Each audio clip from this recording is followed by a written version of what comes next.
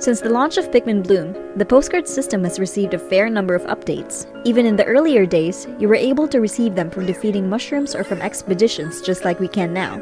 But back then, the feature was very limited in scope. The postcards would have a basic gray background if they came from regular expeditions, or if only getting 1 star in a mushroom challenge. Otherwise, the border would be bronze, silver, or gold, correlating with achieving 2, 3, or 4 stars in a mushroom challenge. For those interested in collecting them, it encouraged players to make friends around the world to see landmarks and points of interest from different countries and cultures. Aside from that, they served only as a cute novelty item that had no real purpose outside of collecting them. Well, almost no purpose. You see, back then they could actually be used as an instrument of war, due to there not being any limitation on the number of postcards you could send to a friend in a single day. As a result, you could clog up someone's expedition collection screen for a long time, which was definitely not ideal. Luckily, in April 2022, Update 44.0 brought an end to the Great Postcard War by limiting players to sending out just 1 postcard to each friend per day. There were several more small quality-of-life updates like speeding up the delivery animations and providing sorting options. But the most important of these small changes took place in May 8, 2022, which opened up a whole new world when it came to collecting postcards. For the first time, the postcard design was altered, with all postcards obtained on that day featuring a special flower-themed pink background and carnation stamp to celebrate Mother's Day. Ever since that first small edition, the game has seen a huge variety of postcard designs which have tied into real-world holidays like Valentine's Day, Halloween, Easter, and even special in-game events like the ice cream design that was used alongside the ice cream decor event. While there were several Pikmin Bloom mini-walks and tours in the past, none of these live events had their own special postcard designs. That is, until the Hidden Gems of Kyoto project collaborated with Pikmin Bloom to start things off. These special live event locked postcards are even rarer than the other designs, given that they are limited not only by time, but also by the fact that you have to participate in the real-world event to get your hands on these, or receive them from someone who did. Since then, we've gotten special designs for the weekends of both the Pikmin Bloom journey as well as the Challenge Anywhere events, and presumably we'll be getting more in the future as well.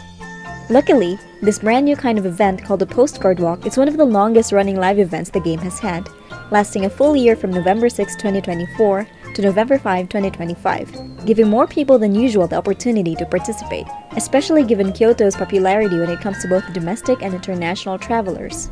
Knowing we had a full year to attempt to collect them, we were waiting for a good chance to revisit Kyoto, which we haven't been to since the Pikmin Bloom tour that took place in November 2023. It's quite far and expensive for us to get to all the way from Akita Prefecture, but luckily, since my brother is visiting Japan this year, it made for the perfect opportunity to head back to Kyoto and check out these lesser traveled to places that are being used in the postcard walk. In fact, it looks like everyone is already waiting live on site, so let's go see exactly how we can get our hands on these one-of-a-kind postcards. Take it away, Gianni. Hello, today is Tuesday, March 11th, and we are not live whatsoever from Kyoto City in Kyoto Prefecture for a very special event, the Hidden Gems of Kyoto Postcard Walk. That's right, and with us today is a very special guest, my brother Joey, who is not only visiting Japan for the very first time, but is also the sponsor of today's video. That's right, this video is sponsored by Joey. If you want to visit Kyoto, get yourself your very own brother Joey, who is willing to cover your travel expenses. Thanks to both Joey and the strength of the US dollar for making this trip possible.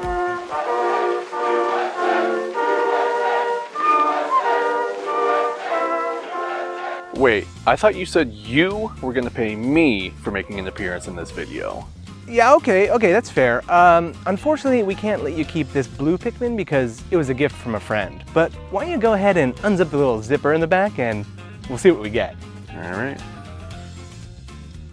It's the miracle of life. What's going on? It's a mommy Pikmin, and there's the little baby. You get to keep that. As many of you have already seen in our Kyoto tour video, the city has actually been suffering from over-tourism ever since Japan has opened its borders following the pandemic. In response to this, the Hidden Gems of Kyoto project was organized by Kyoto City and the Kyoto Tourism Association to help people discover the lesser-known areas throughout the city in order to promote local business outside the sphere of the major tourist attractions. Niantic managed to collaborate with this project by bringing about the first ever Pikmin Bloom postcard walk event. That's right. And Joey, since this is your first time to Japan, I figured you've done some research about Kyoto. So what kind of tourist attractions did you see beforehand? Well, places like Nijo Castle, Kinkakuji, and Fushimi Inari. Right, those places are all advertised as must-see locations in Kyoto City, which is why they tend to be very crowded. Now compare that to the places listed in the Hidden Gems of Kyoto project. There are 6 designated areas, and within them are a total of 23 locations to visit, with an in-game special spot to swipe at each one. We've already been to Kyoto several times in the past, but even we've never heard of most of these spots before. We've already been to the Arashiyama bamboo forest in the past and it was really crowded, but right now we are at Kyoto Bamboo Park and there's hardly anyone here at all. Kyoto Bamboo Park. This park was opened in 1981 to promote the beauty and wonder of bamboo. In addition to the various bamboo species collected from all over Japan that can be seen in the ecological garden, the park also features historical exhibits that tell the 1200-year history of Kyoto. You can see in this color-coded map we are in the Nishikyo area, which is the green one. To tell you the truth, we've already been traveling all throughout Kyoto over the past couple of days visiting these spots, and now we're just down to our last few. This event seems to work in the exact same way as a spot challenge, where you have to enter the GPS zone in order to activate the special missions. And the only reason we're not getting a special pop-up right now is because this is actually our second visit to the Nishikyo area, and we're just here to visit the last 3 spots that we didn't get the chance to. And on top of receiving postcards, when you open the game anywhere within the city, you'll unlock a mission to walk 3,000 steps to unlock a seedling for a red Pikmin with a Gold Present Sticker Decor. There was no pop-up or anything, it just kind of like snuck itself in there. I almost didn't even notice until I had already completed the 3,000 required steps. 3,000 steps is nothing compared to what you guys have been doing the past few days. That's true. Completing that mission took almost no time at all. So whenever you open the game within a certain range of each area, you'll unlock not only the pop-up of that area, but also a special mission to swipe just one of the special spots anywhere in the area. Since we've already visited this area a few days ago, we've already finished the special mission Treasured Kyoto Nishikyo area and received a bonus postcard. Right, to do this event, you don't need to swipe every single special spot. You'll just get a lot of postcards if you do. Basically, when you swipe a special spot, you'll receive a special Kyoto postcard of the location of the special spot, as well as 3 blue dianthus nectar, which is the prefectural flower of the city. So for example, in this area, there are 5 spots to visit, and swiping them will give a postcard of the designated area. Of course, the first one that we swipe, it doesn't matter which one, will also fulfill the requirements to complete the Treasured Kyoto special mission.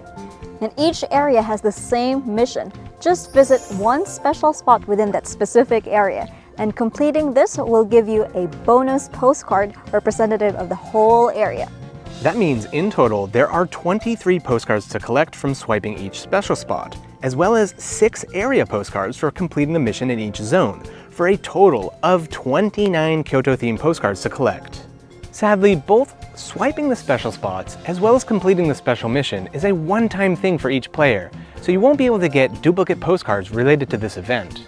That means receiving one of these from a friend is a very special thing because they're giving away their only copy, so make sure to give it a star, to favorite it, and cherish it forever. So what are we waiting for? Let's go back in time to see what we've been up to over the past couple of days. Let's get going to Pikmin Bloom's first ever postcard walk event. Cool. Time travel. Come on guys, let's go. I'll pay you in postcards.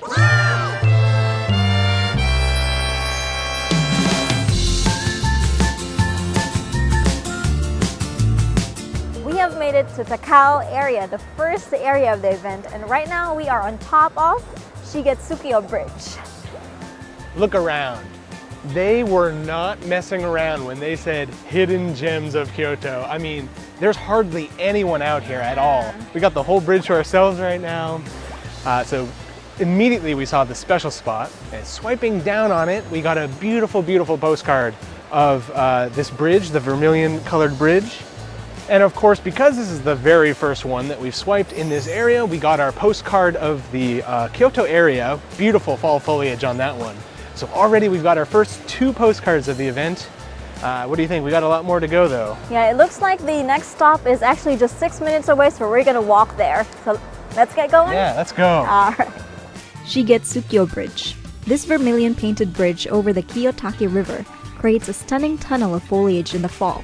The breathtaking view across the bridge is known as framed maples due to the vibrant foliage resembling a painting. The spot is also part of the Kyoto Circuit Trail, offering a rewarding and scenic hike for those looking for an adventurous hike.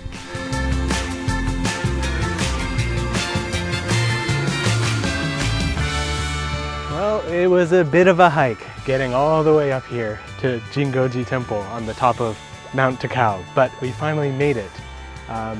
We found out that there's actually a paid entrance here. It's 1,000 yen for adults, so we're not going to be going inside today.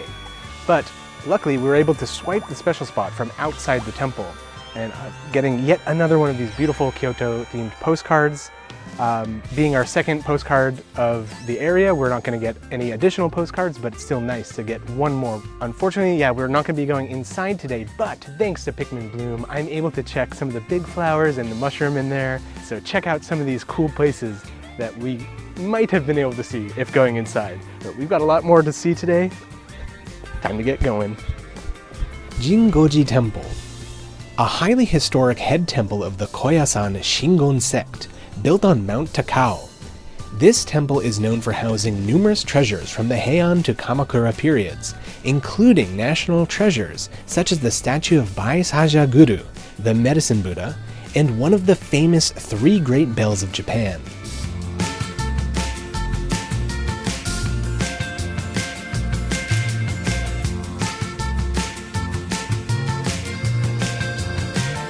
We have made it to the third and last special spot of Takao area. We are at Hiraoka Hachimangu Shrine, and behind me is actually the shrine that's used in the postcard picture. Well, it's not the best time of the year to come to Kyoto, like peak spring or fall is better, but right now we can already see some buds blooming. Hiraoka Hachimangu Shrine. This shrine was built by Kobo Daishi Kukai with the statue of Sogyo Hachiman as its deity.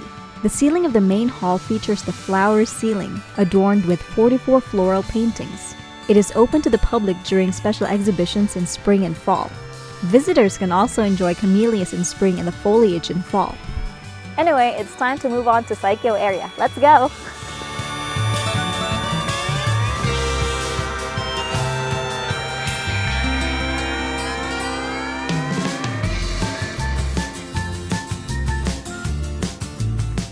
Oh, it's actually quite a journey to get here. We had to take a couple of different buses, but finally we've arrived in the Saikyo area. Except when we got off the bus, the little pop-up that appeared actually said Nishikyo area. So I'm thinking that's just a difference in pronunciation of the kanji, maybe? Regardless, we're now here outside of Jizo-in Temple. This one actually had a paid entrance. It was 500 yen each. So yeah, we paid the entrance fee. This one you actually had to pay the entrance fee to access the special spot here. Of course, being the first special spot of this area, we once again got our two beautiful postcards. And I had a thought. In all the other postcards that we've received today so far, it's been just a random assortment of Pikmin, and I was wondering, how is it determining what Pikmin are appearing in the postcard? And then I realized it's probably whichever Pikmin are in our current squad. So Gianni and I both swapped our Pikmin out to only a pink and rock Pikmin. And sure enough, yeah, I got a giant photobomb with this big rock Pikmin covering the whole thing, but Gianni got a more normal one with the two of them. So we can kind of actually control which Pikmin appear in the postcard. It's kind of a cool thing. Anyway, let's go check out this beautiful temple. It's completely surrounded by the bamboo forest. It looks really nice around here. Jizo-in Temple, built by the Sengoku warlord Hosokawa Yoriyuki. This temple is also called Takedera, Bamboo Temple, as the grounds are surrounded by bamboo groves. It is also famous as the place where the monk Ikkyu, known for his wit, spent his childhood.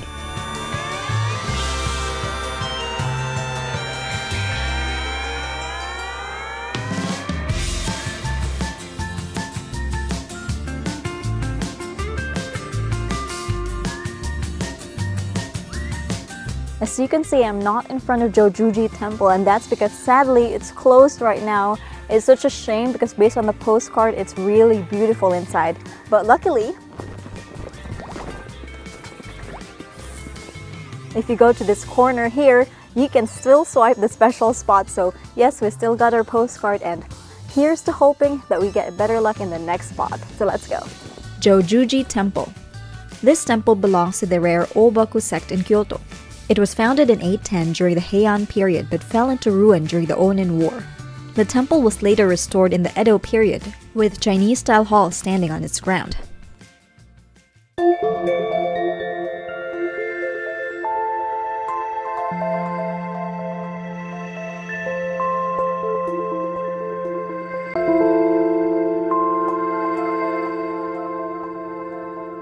New day, new area.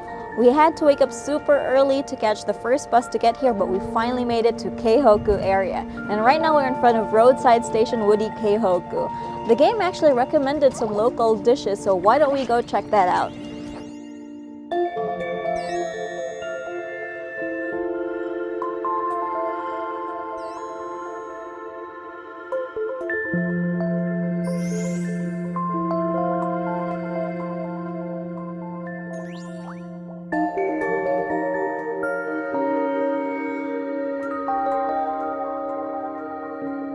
Roadside Station Woody Keihoku, the first roadside station in Kyoto. Inside, you'll be welcomed by the scent of wood, and you can find rare Kyoto vegetables and soft ice cream for sale. There's also a cafe where local specialties, saba soba, mackerel soba, and Keihoku udon come highly recommended.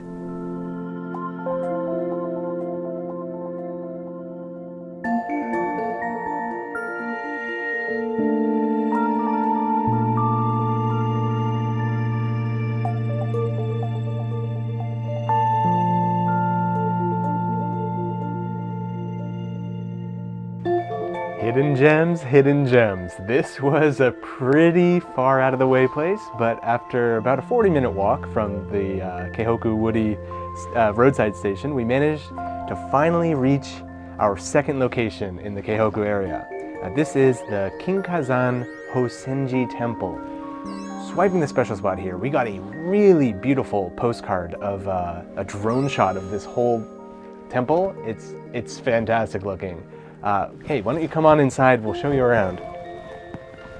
So as we mentioned earlier, it's actually kind of a bad season right now in Kyoto. Like, it's just before spring, just before all the flowers are coming out. As you can see, there's this wisteria tree behind me now, just completely bald. So you can only imagine how much more gorgeous this temple would be when these are full in bloom. The location actually mentions a lot of sakura trees around here, so it'd be nice to come back in peak spring and get to see those. But regardless, even without all the trees, just look around at how beautiful this temple is. Kinkazan Hosenji Temple. This temple was built in 1356 by the high priest Shinran Shonin, praying for his mother's recovery from illness. Many cherry trees bloom within the temple grounds every year, including Heian Zakura and Kanan Zakura, making it a popular viewing spot for those in the know.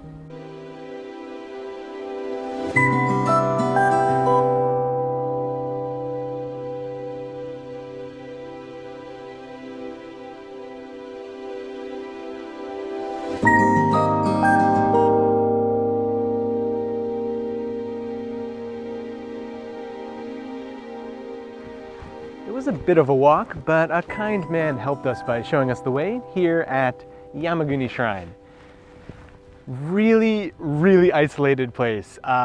It actually reminds us a lot of Akita, especially Fujisato town in Akita.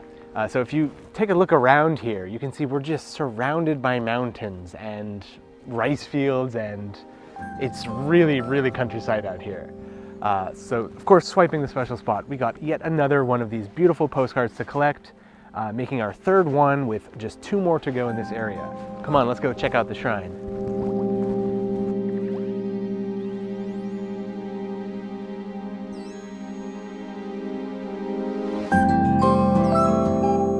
Yamaguni Shrine. Built between 770 and 780, this shrine is the place where Yamaguni Tai, a unit of the new government, took their oath to march into battle during the Meiji Restoration. The cedar forest within the shrine grounds reflects the natural beauty of the Yamaguni region and has been selected as one of Kyoto's top 200 natural spots.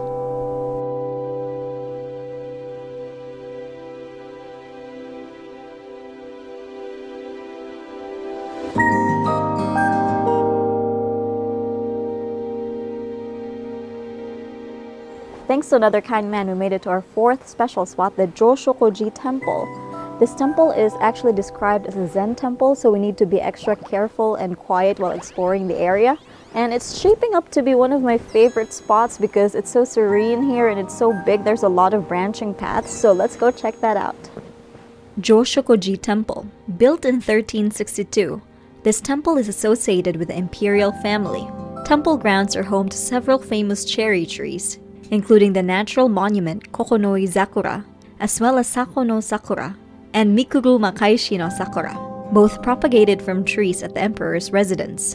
The temple is extremely lively during cherry blossom season.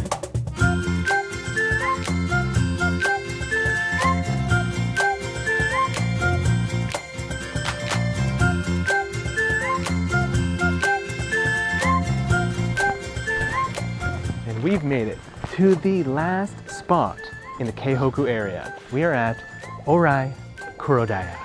It's a small convenience store, so why don't we go check it out?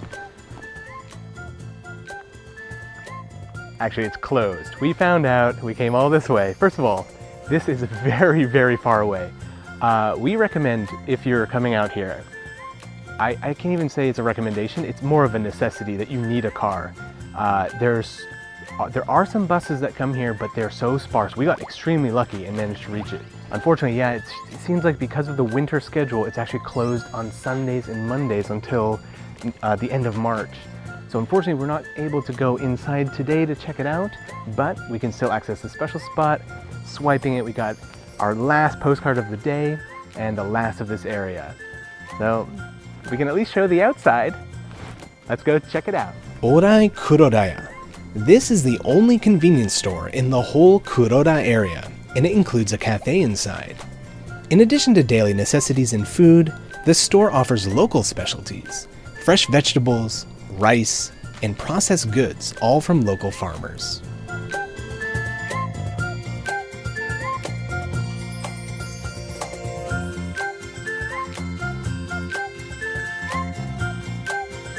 New day, new area, new adventure.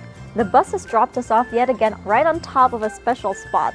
Welcome to Ohara. Right now we are in front of Kyoto Bus Ohara Information Center. Swiping the special spot here will give us 2 special postcards since it's the first spot. And we've actually discovered something yesterday.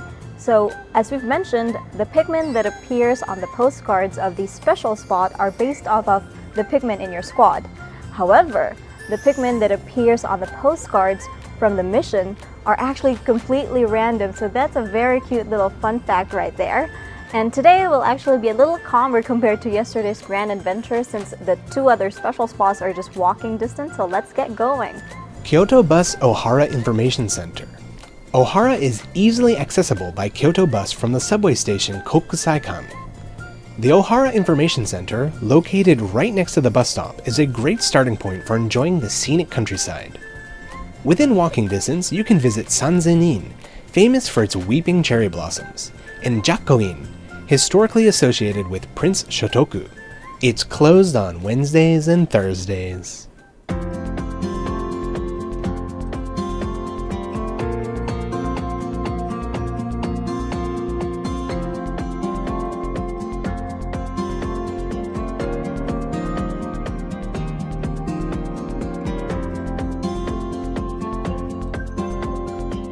Well, after about a 20-minute walk and a couple interesting spots to stop along the way, we finally made it to our second special spot of the Ohara area, Jakkoin Temple.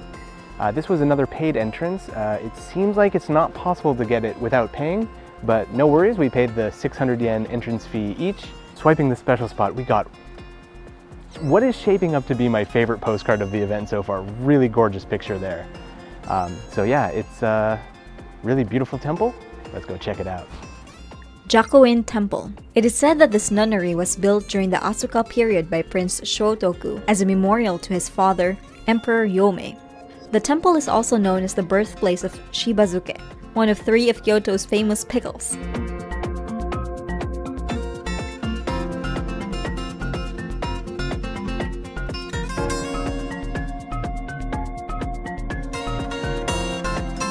We have made it to Sanzen-in Temple, and right now I'm standing in front of the picture shown in the postcard.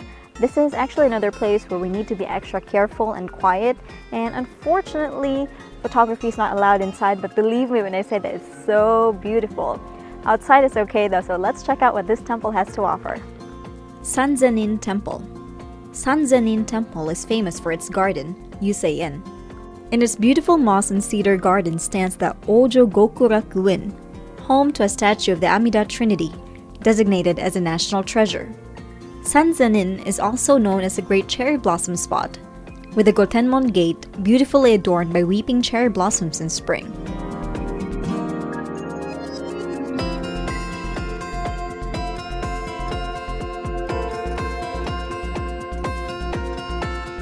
New day, new area, new adventure.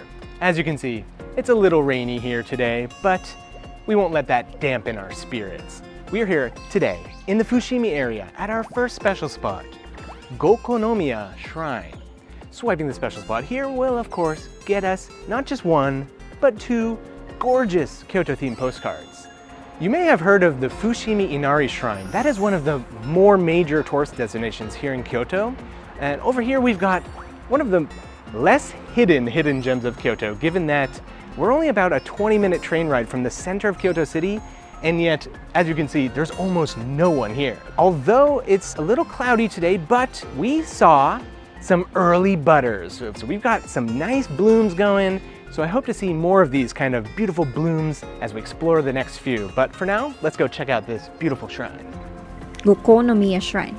The exact year of the founding of this ancient shrine is unknown. Emperor Seiwa named the shrine Gokonomiya, Shrine of Fragrant Water, during the Heian period when a spring with a pleasant fragrance emerged from within the shrine grounds.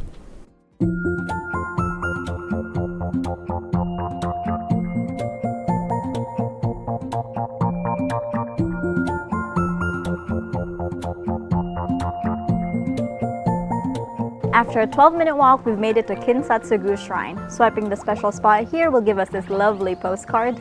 And both the shrines that we've visited so far have been free to enter, so I think if you're already in the Kyoto area, it's really worth a visit. So let's go check out what this shrine has to offer. Kinsatsugu Shrine. Founded in 750, this is one of the oldest shrines in Fushimi. The sacred tree, a Kurogane holly, stands within the grounds and is known as a symbol of good fortune for wealth and success due to a wordplay on its name that sounds like wealth and no hardships.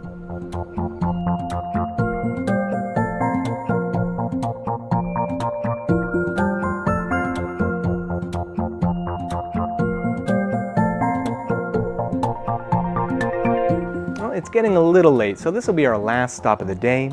We have just arrived at Fujinomori Shrine. This is actually another shrine that's located in the heart of Kyoto City, but as you can see, there's basically no one here right now. There's actually one more special spot in the Fushimi area, but it's all the way over, actually closer to the Yamashina area.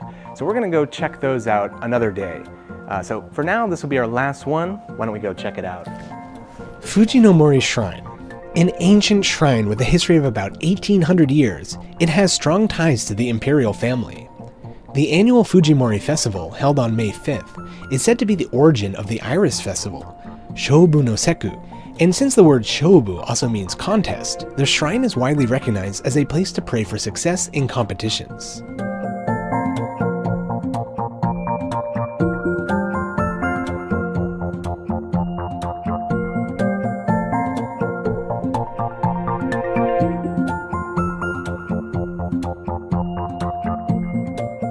And finally, that brings us back to the present, where we're once again in the Nishikyo area, trying to get our last two special spots here.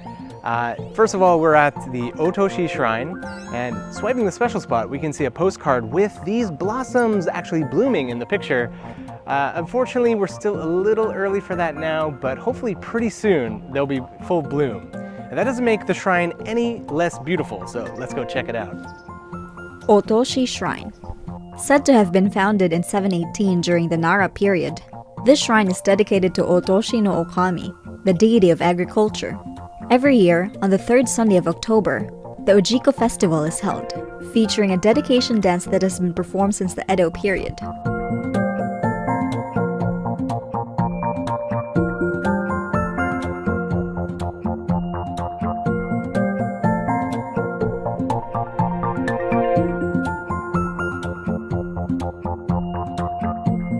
have made it to Shoboji Temple, and I am once again standing right in front of the structure that's featured in the postcard.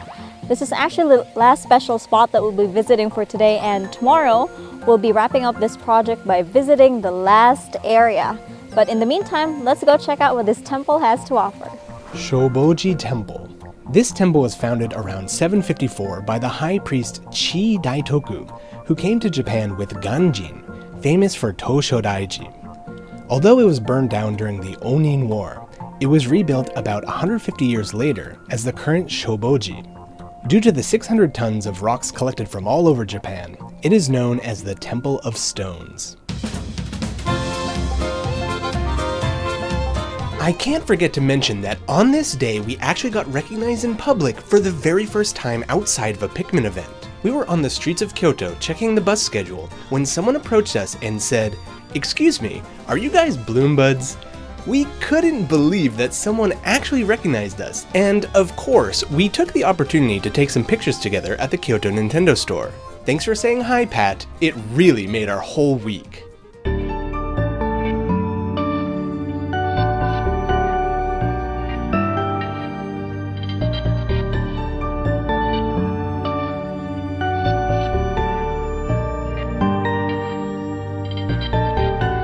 It's a new day and we did a little backtracking to the Fushimi area to get the last one we missed. It's tucked away in the little corner, up a long flight of stairs, and we are here outside Nagao Tenmangu Shrine.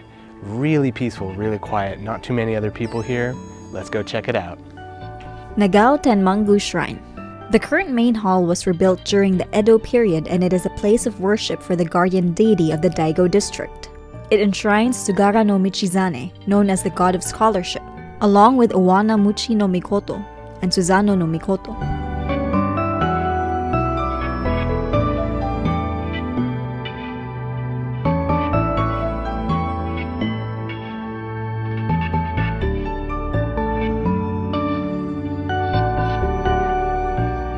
New day, new area, last adventure. And right now we are in front of Zuishin-in Temple. Swiping the special spot here will give us our last bonus postcard for this event. And the postcard looks so beautiful with all the blooms. Upon arriving here, we had to pay 300 yen to enter a plum blossoms garden, and right now it's still not fully bloomed yet, but I bet it'll be so beautiful in the upcoming weeks. So let's go check out this temple. Zuishin Temple. This historic temple, founded during the Heian period, is said to be the former residence of Ono no Komachi, a famous poet. Notable landmarks include Komachi Cosmetic Well, where Komachi is said to have washed her face, and the Komachi Bunzuka, a burial ground for love letters from aristocrats.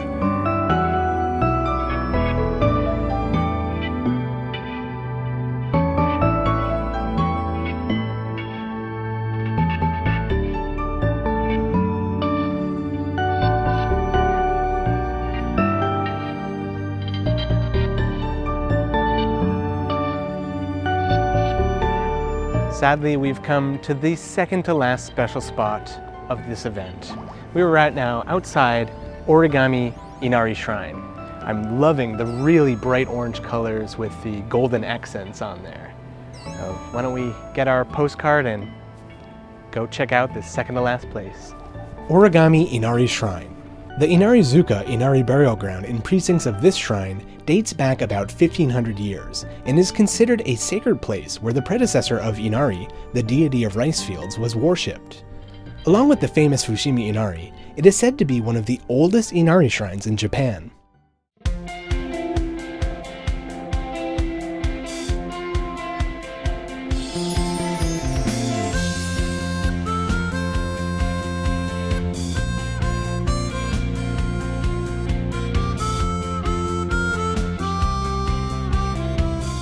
We have made it to the last special spot of this area, which also happens to be the last special spot we'll be visiting for this event.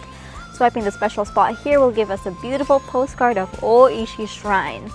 Well, why don't we go check this place out and wrap this video up. Oishi Shrine. This shrine is dedicated to Oishi Kuranosuke, famous for the story of Chushingura. The shrine attracts those who want their great wishes to come true, as Oishi achieved the goal of avenging his lord, making the shrine a place of faith for great wish fulfillment.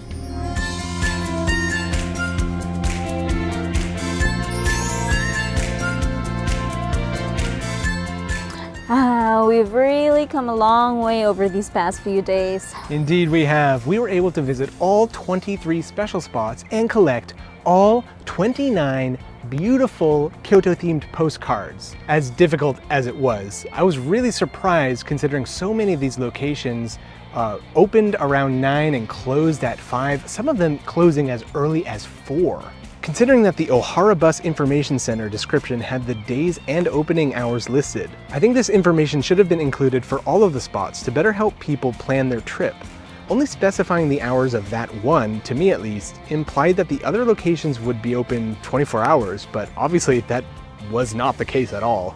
Yeah, and keep in mind it took us 6 days to visit all of these locations using public transportation. Having a car would definitely help make things a lot easier if you want to see them all and take your time at each place like we did.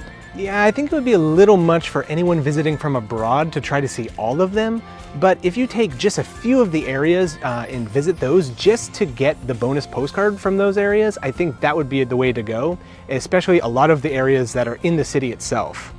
And speaking of the spots, what was everyone's favorites? Well, I really liked all the special spots at the Keihoku area because first of all, they were so remote, so I'm not even sure if we'd ever have the chance to see them again the next time. And at first, I also thought it would be impossible to visit them all, but we did it. We got all of them. Yeah, that I gotta agree there, that you actually stole mine. I was gonna say the same thing where I can't actually choose just 1 or 2 spots that were my favorites because there are so many good ones, but I will never forget the adventure that we had in the Keihoku area. That was a long and tough but rewarding day. And how about you, Joey? I'd say my favorite was probably the Rakusai Bamboo Park. It was pretty similar to Arashiyama Bamboo Park, but a lot less crowded. I mean, there was basically no one there. Right, really, really peaceful park. And just as beautiful.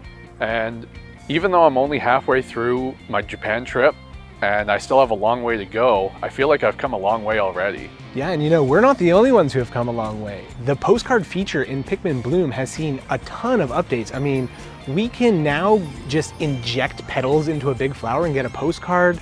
Also, expedition snapshots that add more to the fun of collecting them. Don't forget, receiving one gives you credit towards the friendship badge, giving them a practical purpose now too. Right, with all the updates that postcards have received, I'm really wondering what Niantic has up their sleeves for the future. But until then, we'll see you next time. Wait a minute, aren't you forgetting something? Oh, yes, right, of course, your postcard payment. Actually, that goes for any members of the audience who are currently still watching this video. Thank you for making it this far. I'm going to be giving away my set of special Kyoto postcards. Just leave a comment mentioning your favorite hidden gem from today's video, along with your in-game name and friend code, and I'll send one your way, while supplies last. Feel free to mention the specific postcard you'd like as well. I'll leave a pinned comment with an updated list of which postcards are remaining, so hopefully everyone who wants one can get their hands on one. Act fast before they're all gone. Right, and we'll try to do more postcard giveaways like this in the future. So until then, See you next time.